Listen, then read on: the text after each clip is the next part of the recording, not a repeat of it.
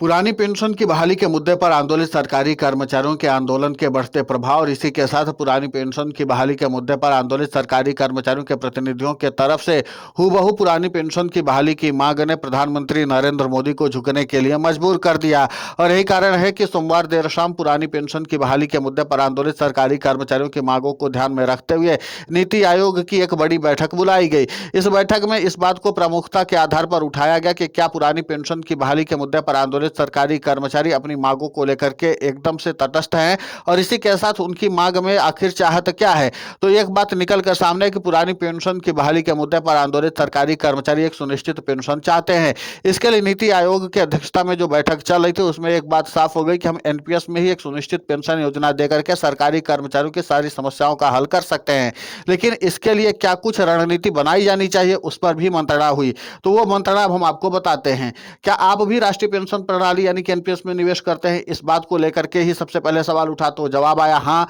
तो आपके लिए सबसे बड़ी खुशखबरी क्या है? अब आपको रिटायरमेंट के बाद कितनी पेंशन मिलेगी इसकी चिंता करने की जरूरत शायद अब वो खत्म हो जाएगी, क्योंकि पेंशन फंड रेगुलेटर यानी कि पीएफआरडीए ने एनपीएस के तहत सुनिश्चित पेंशन यानी कि एश्योर्ड पेंशन की रूपरेखा तैयार करने के लिए एक बड़ा फैसला लिया है। पीएफआरडीए ने एनपीएस के तहत सुनिश्चित भुगतान यानी कि फिक्स्ड पे आउट के सुनिश्चित करने के लिए नियमों को बनाने हेतु तो एक उच्च स्तरीय विशेषज्ञ समिति का गठन किया है। इसका सीधा मकसद यह है कि रिटायरमेंट के बाद आपकी जेब खाली न रहे, आपको एक तय रकम मिलती रहे। तो दरअसल इसमें 15 सदस्यीय समिति बनाने की घोषणा की गई है। इस 15 सदस्यीय समिति की अध्यक्षता आईबीबीआई के पूर्व अध्यक्ष डॉक्टर एसएम साहू करेंगे।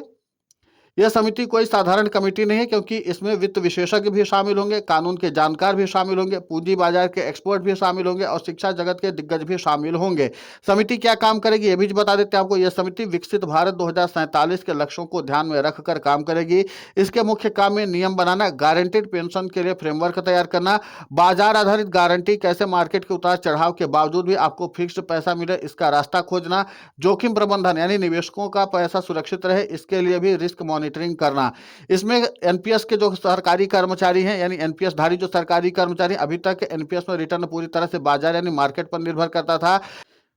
लेकिन इस कदम के बाद सरकार का प्रयास है कि हर नागरिक को उम्र दराज होने पर भी आर्थिक आत्मनिर्भरता मिले और एक सम्मानजनक जीवन जीने के लिए तय राशि मिलती रहे। साथ ही पीएफआरडीए भारत सरकार के अधीन एक संस्था है जो आपके रिटायरमेंट की फंड की सुरक्षा करती है। ये नया कदम आपके भविष्य को सुरक्षित बनाने के लिए पर्याप्त है। तो इस तरह के एक समिति बनाने की घोषणा की गई है और इसी के साथ इस बात का भी संकेत दिया गया कि पुरानी पेंशन की बहाली के मुद्दे पर आंदोलित सरकारी कर्मचारी जो किसी भी तरीके से अपनी पुरानी पेंशन को लेकर के चिंतित है और उनको यह लगता है कि उनका भविष्य गर्त में जा रहा है, उसके लिए सरकार ने एक नया विकल्प तैयार करना शुरू कर दिया है। अब इस बात को लेकर के भी कयास तेज हो गया है कि कहीं केंद्र की नरेंद्र मोदी सरकार जिस तरीके से तमिलनाडु की सरकार के तरफ से एक एश्योर्ड पेंशन योजना लाई गई थी यानी कि टैप्स लाई गई है, और उसी के तर्ज पर केंद्र की नरेंद्र मोदी सरकार इस नई कमेटी के जरिए जो 15 सदस्यीय समिति बनाई जा रही, इसके जरिए केंद्र की नरेंद्र मोदी सरकार सरकारी कर्मचारियों को फिक्स्ड पेंशन के जरिए एक बार समस्या का समाधान करना चाहती है। हमने आपको पहले बताया था कि केंद्र की नरेंद्र मोदी सरकार इस पूरे मामले पर माथापच्ची कर रही है और इस बात की रणनीति तय कर रही है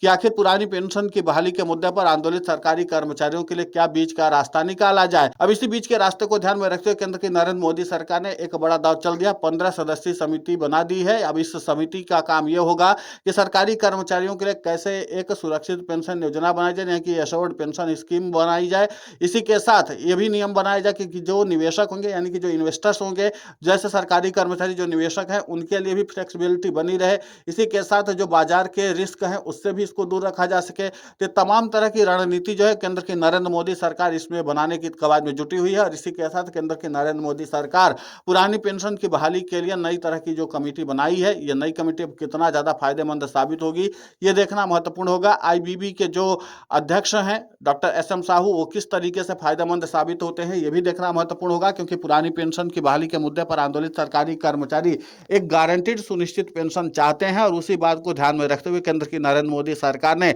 यह बड़ा फैसला ले लिया है। अब एनपीएस के तहत एक तरह से नया फैक्टर लाने की कवायद शुरू हो चुकी है। इसके पहले बजट सत्र के दौरान ही केंद्र की नरेंद्र मोदी सरकार ने सरकारी कर्मचारियों को एक और लॉलीपॉप दिया था। बजट में सरकारी कर्मचारियों के लिए जो अतिरिक्त बजट की मांग की गई थी उसको सिरे से खारिज किया था और उसी के बाद फिर केंद्र की नरेंद्र मोदी सरकार ने 1 अप्रैल 2025 को सरकारी कर्मचारियों के लिए यूनिफाइड पेंशन स्कीम ला दिया था। अब इसके बाद से पुरानी पेंशन की बहाली के मुद्दे पर आंदोलित सरकारी कर्मचारियों की तरफ से से क्या प्रतिक्रिया आती है, क्या वो वाकई एश्योर्ड पेंशन की तरफ से जो बातें की जा रही हैं, अगर एश्योर्ड पेंशन केंद्र की नरेंद्र मोदी सरकार एनपीएस के तहत देना शुरू कर देती है, जैसे पहले बाजार आधारित पेंशन प्रणाली चली थी एनपीएस में, यानी कि जो बाजार की स्थिति होती थी उसी के आधार पर सरकारी कर्मचारी को पेंशन मिलती थी एनपीएस के तहत, लेकिन अब यहाँ पर बाजार से मुक्त किया जाएगा सरकारी कर्मचारी को, यानी बाजार में कोई भी उतार चढ़ाव आता रहे लेकिन सरकारी कर्मचारी को एक फिक्स्ड पेंशन मिलती रहेगी। लेकिन सवाल वही है, पुरानी पेंशन की बहाली के मुद्दे पर आंदोलित सरकारी कर्मचारियों के प्रतिनिधियों ने सवाल उठाया, जो नई कमेटी बनाई गई है क्या उसमें सरकारी कर्मचारी की इस बात को ध्यान में रखा जाएगा कि जो उसके कॉपर्स इकट्ठा होंगे उसके आधार पर पेंशन दी जाएगी,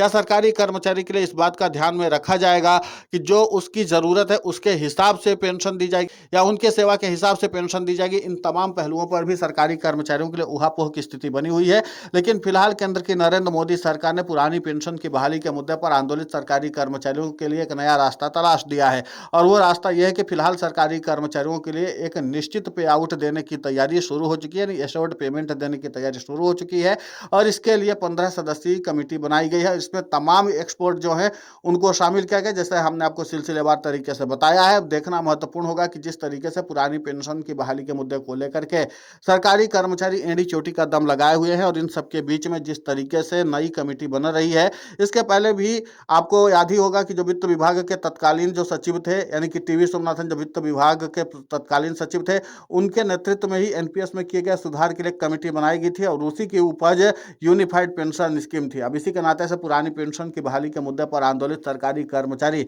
इस बार इस 15 सदस्यीय जो नई कमेटी बनाई गई है इस पर भरोसा जता पाते हैं या नहीं, ये भी कह पाना मुश्किल है। लेकिन इतना तय है कि पुरानी पेंशन की बहाली के मुद्दे पर आंदोलित सरकारी कर्मचारी भी फिलहाल यही कह रहे हैं कि हमें हूबहू पुरानी पेंशन की बहाली चाहिए, और अगर हूबहू पुरानी पेंशन की बहाली चाहिए तो उसके लिए सरकारी कर्मचारी संघर्ष भी कर रहे हैं। अब लगातार सड़क से लेकर के संसद तक संघर्ष करने में सरकारी कर्मचारी जुटे हुए हैं, और इस बात का भी ऐलान करें कि अगर बजट में सरकारी कर्मचारियों को सम्मानजनक तरीके से कोई फायदा नहीं दिया गया और खासकर उनकी पेंशन का ध्यान नहीं रखा गया, वो चाहे एनपीएस धारी सरकारी कर्मचारी हो या फिर ओपीएस वाले हो, लेकिन अगर उनको सम्मानजनक तरीके से पेंशन का लाभ नहीं मिलता है तो फिर सरकारी कर्मचारी सड़क पर संघर्ष करने में भी गुरेज नहीं करेंगे। इसी के साथ पुरानी पेंशन की बहाली के मुद्दे को लेकर के जो एश्योर्ड पेंशन की बात निकल कर सामने आई है, उसमें ओपीएस का विकल्प फिलहाल प्रधानमंत्री नरेंद्र मोदी ने यही निकाला है। अब देखना महत्वपूर्ण होगा कि जब बजट पेश होने वाला है उसके पहले ही इस तरीके की कमेटी का गठन कर देना जाहिर सी बात है कि सरकारी कर्मचारियों के लिए निराशाजनक है, क्योंकि सरकारी कर्मचारी भी जानते हैं कि ऐसी कमेटी की जो रिपोर्ट आती है